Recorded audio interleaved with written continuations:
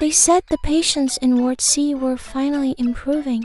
The violent outbursts had stopped, the screaming had faded, and for the first time in years, the halls of Mercy Hills Psychiatric Center had grown quiet. But what the doctors didn't understand was that the silence wasn't a sign of healing. It was a warning. Because one by one, the patients began to die, and every single body was found the same way, sitting upright, eyes stretched wide in terror, mouths frozen open as if they had died trying to scream. Yet no sound had ever been heard. Mercy Hills Psychiatric Center had never shut its doors, and that's exactly what made it so unsettling. Unlike the abandoned asylums people whisper about online, this place was still fully operational, still admitting patients, still housing dozens of individuals whose minds had fractured in ways no one could fully explain. Families still walked through its front entrance every day, holding onto hope that the doctors inside could somehow bring their loved ones back. But there was one section of the building that staff avoided talking about, and that was Ward C, a secured wing reserved for patients whose conditions went beyond diagnosis and into something far more disturbing. These were not just people suffering from mental illness. These were patients who insisted they were being watched, who spoke to empty corners of their rooms, and who reacted to unseen presences as if something stood right in front of them. Lena Carter had only been working the night shift for a few days, but it didn't take long for her to realize that something about Ward C felt deeply wrong. Psychiatric wards were never supposed to be silent, yet every night she walked those halls, it felt like the entire wing was holding its breath. There were no distant voices, no restless pacing, no sudden outbursts echoing through the corridors, just an unnatural stillness that made even the hum of the fluorescent lights feel too loud. Then, on her third night, she found her first body. The patient was sitting upright in bed, completely still, his eyes wide open and locked onto something that wasn't there anymore. His mouth was stretched in a silent expression of horror so intense that Lena felt a chill crawl down her spine the moment she stepped into the room. There were no signs of struggle, no indication of pain, no medical explanation that made any sense. There was just the overwhelming feeling that whatever he had seen in his final moments had terrified him beyond comprehension. Lena wasn't authorized to access the security recordings, but the unease growing inside her was stronger than the rules. She waited until the early hours of the morning and pulled up the footage from the exact time the patient had died. At first, everything looked normal. The patient was lying in bed. The room appeared empty. But then, at exactly 2:13 a.m., the screen flickered with a brief burst of static, distorting the image just enough to make her lean closer. When the picture cleared, something had changed. In the far corner of the room, where there had been nothing before, a shape now stood tall, unnaturally still, and so dark that it seemed to absorb the light around it rather than reflect it. Her breath caught as she replayed the footage again and again, her heart pounding harder each time she realized the same terrifying detail. The figure never entered the room. It had always been there. There was only one patient in Ward C who hadn't succumbed to whatever was happening. A woman named Iris who had been completely unresponsive for weeks.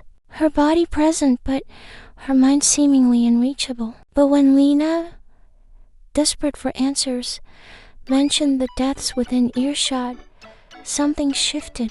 Iris blinked out slowly, deliberately, and for the first time since Lena had seen her, she spoke in a voice so quiet it barely felt real. She said, "It comes when you notice it." A cold wave of dread washed over Lena as she stood frozen beside the bed, trying to process what that meant. But before she could respond, Iris's eyes moved, sliding past Lena's shoulder as if she were looking at something. Standing directly behind her, "Don't turn around," Iris whispered, but fear doesn't listen. The moment Lena began to turn, she felt it. Not a sound, not a movement, but a presence so heavy and suffocating that it seemed to press in from all sides, as if the air itself had thickened around her. Her heart pounded violently in her chest as a single, horrifying realization took hold in her mind. This thing wasn't hunting people. It wasn't chasing them.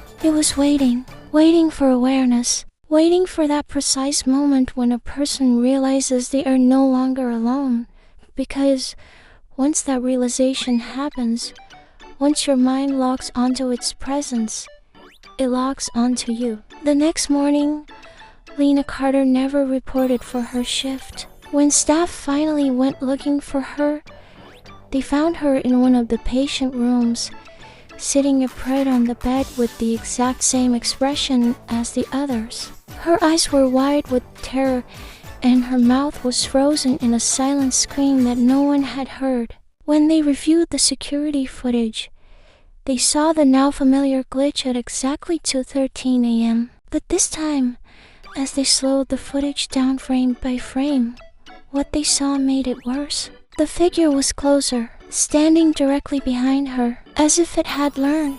And now, the patients in Ward C have grown quiet again. Not because they're healing, but because they have all begun to notice the same thing, something that stands in the corner of their rooms every night at exactly 2:13 a.m., watching them in silence and waiting patiently for the moment they finally look. So if you were in that room, knowing what was waiting in the corner, would you look? Or would you pretend it isn't there? Let me know in the comments. And if you're ready for more stories that stay with you long after the screen goes dark, make sure you like, subscribe, and turn on notifications, because the next story might be the one that follows you into the night. They said the patients in Ward C were finally getting better. For the first time in years, the halls of Mercy Hills Psychiatric Center had grown quiet. The violent outbursts had stopped, the screaming had faded, and a strange sense of calm settled over the facility. The doctor saw it as a breakthrough, a sign of healing. But they were wrong. The silence wasn't a cure. It was a warning. It started with a single patient, then another, and another. One by one, the residents of Ward C began to die, and the way they were found sent a chill down the spine of even the most seasoned staff. Every single body was discovered in the exact same position, sitting upright in their beds, eyes stretched wide in absolute terror. Their mouths were frozen open, as if they had died in the middle of a scream. But that was the impossible part. No one heard a thing. Not a whimper, not a cry for help. Not a single sound escaped their lips or the locked doors of their rooms. The silence that the doctors had celebrated was now the most terrifying sound in the entire hospital.